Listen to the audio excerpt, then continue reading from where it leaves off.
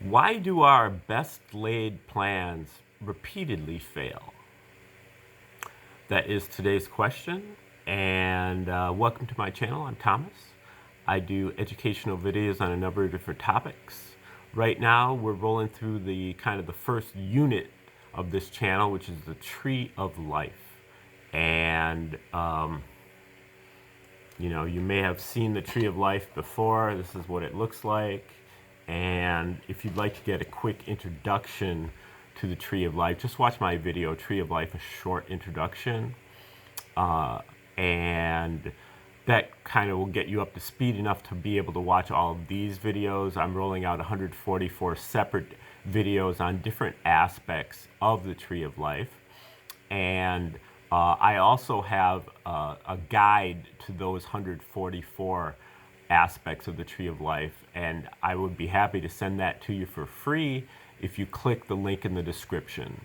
So you got two options to kind of supplement your resources here.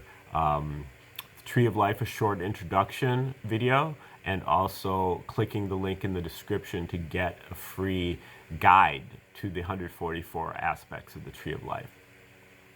Now, out of those 144 videos, today we're looking at number 34. Why do our best laid plans repeatedly fail? And this is, number 34 is located here in the 8th sphere.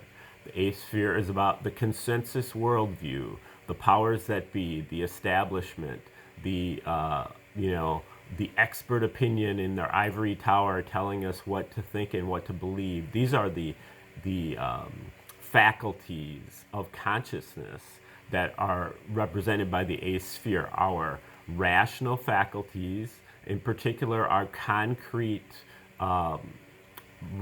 left brain faculties, such as taking things and separating them out into categories, putting them into different parts, and then also our belief systems.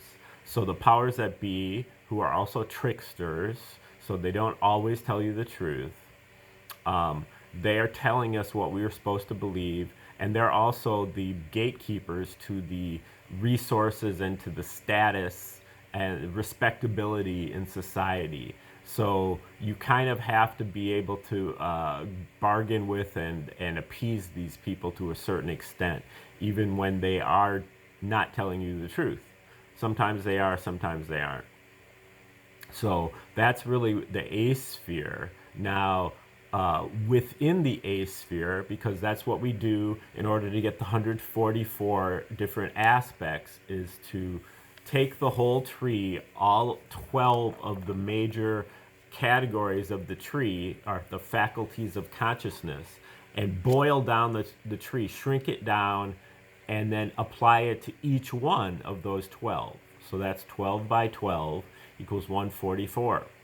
And so we take the whole tree, apply it to the 8th sphere, and within the 8th sphere, number 34 corresponds to the 2nd sphere. The 2nd sphere within the 8th sphere. Okay, so the 2nd sphere has to do with, seeing into the future, anticipating. It's our omniscience. This is our wisdom faculty, our ability to solve problems. And we are able to solve problems by being able to, anticipate, not only to solve problems, but to be able to avoid problems entirely by anticipating them.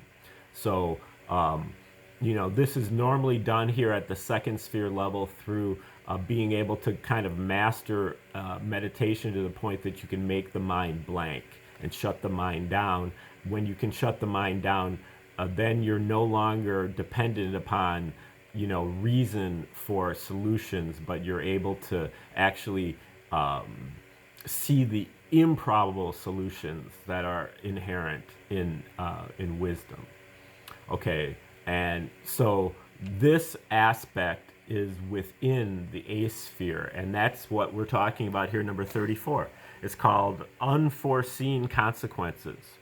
Stage 34 is about results due to plans that were not anticipated. Look at my blueprint. It's foolproof, and I'm no fool. IQ 207. And Acme has given me a money-back guarantee. What could possibly go wrong? But after falling off 2 cliffs and being steamrolled by heavy machinery, boom, my super genius plans blew up in my face once again. Watch out what you pray for, because you just might get it, Wiley. Short-sighted, blindsided by the exclusive use of reason, or for no reason at all, which takes us by surprise if we refuse to ask, and then what? If we refuse to move from our own ignorance and recognize the limitations of reason. Think it through rationally, but expect the unexpected. Try to anticipate the unexpected and be ready to alter or completely junk our own best laid plans. Like a new head of the Hydra, there will always be subtle contingencies to wreck the plan in a universe of motion, a universe of abstract change in 3 dimensions. There's always going to be some novelty. You still got to have a plan, but be ready to adjust it or even abandon it. Anticipating negative consequences prevents them from happening. If we refuse to move from our own ignorance or even to acknowledge it, we'll be repeatedly blindsided. Probability is not a reliable anticipatory tool. The probable can hang us out to dry, like a batter who's thrown a curveball, changeup, or cutter, and he's sitting on cheese. We must try to anticipate the improbable, even the impossible contingencies before we roll out our plans. The most subtle details can wreck the plan if we don't stay on top of it. So many brilliant plans that have blown up in my face through one of the blind spots I didn't know of yet. I couldn't see it because I wasn't looking, or what was coming from around unexpected corners. We can have a brilliant plan, but we cannot count on success before we actually implement and execute the plan. And when our leaders come up with a plan, don't just assume their plan will work and go to sleep on it. Stay awake and hold them accountable for the execution and success of the plan. There is a huge chasm between having a plan and seeing it through.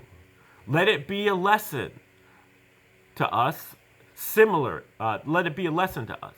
Similarly, the powers that be tell us something, get us in a tizzy, then over time, after we forget about it, they tell us we were wrong. But by then, we're not listening.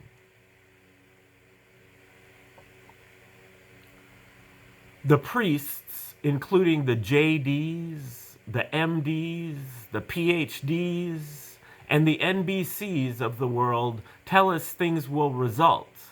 The conventional wisdom tells us what to do in every situation. But in a universe of motion, there's always going to be some novelty. We can't grasp the whole all at once. Life, like the Hydra, surprises us, even the most prepared. For every problem we account for, there are 2 more we miss. Even if our source is trustworthy, it is a mistake to accept its conclusions without verification. So, be prepared to ditch the plan and wing it. Short-sightedness? Not if we put our eyes in the back of our head and see around the unexpected corners.